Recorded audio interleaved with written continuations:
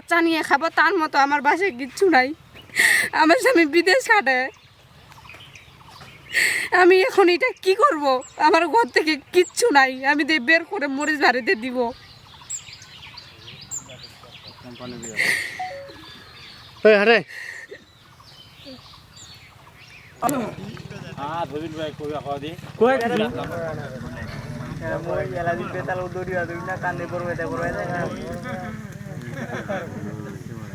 দিলাম কি মিথ্যা ভিডিও ছাড়া যায়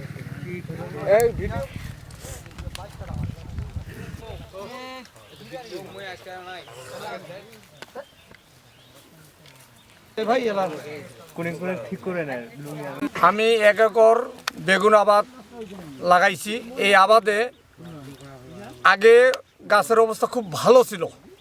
ভালো থাকার পর যখন দেখা গেল শীতের বীজ প্রয়োগ করতে হবে, সেই শীতের বীজ আমি কালিয়াগঞ্জ বাজারে, স্থানীয় কালিয়াগঞ্জ বাজারে কীটনাশক দোকান থেকে আমি লাসা নামক ম্যানগোজেব ছত্রাকনাশক ওষুধ ক্রয় করে নিয়ে এসে আমি গাছে স্প্রে করে দিই।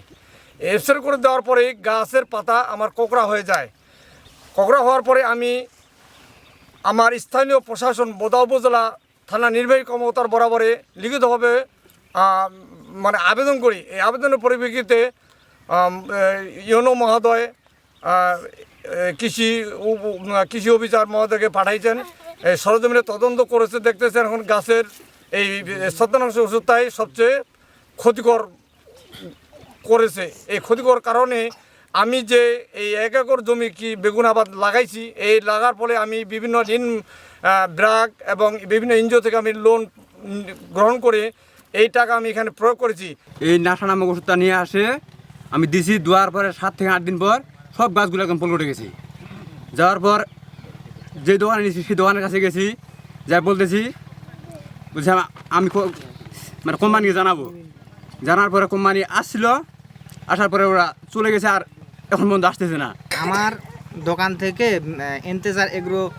এন্তেজার কোম্পানির লাসা নামক ম্যানগোজেব আমি বিক্রি করি। তো ওই ম্যানগোজেব যে কয়েকজনকে কৃষককে দিছি, প্রতিজনের বেগুন এবং মরিচ পলটে গেছে।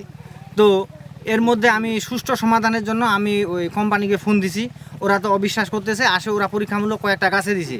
ওই গাছে পরীক্ষা করার 7-8 দিন পরে ওগুলো পলটে গেছে। এখন ওনাদেরকে সমস্যার সমাধানের জন্য আসতে বলতেছি। ওরা 2 তারিখ সোমবার, মার্চের 2 তারিখ আসতে চাইছিল, আসেও না, কোনো ধরনের এখন কোম্পানির লাপাত্তা। আমি চাচ্ছি আমার কৃষক বাঁচুক, আমিও বাঁচি।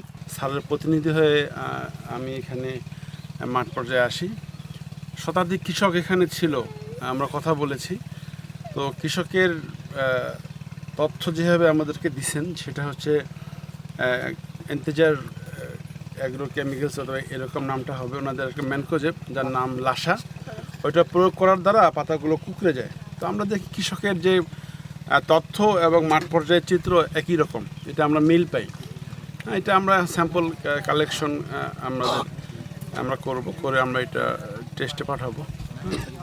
এরপরে পরবর্তীতে যা করণীয় উপজেলা কৃষি অফিসার মহোদয়, উপজেলা ইউনো স্যার এটা ব্যবস্থা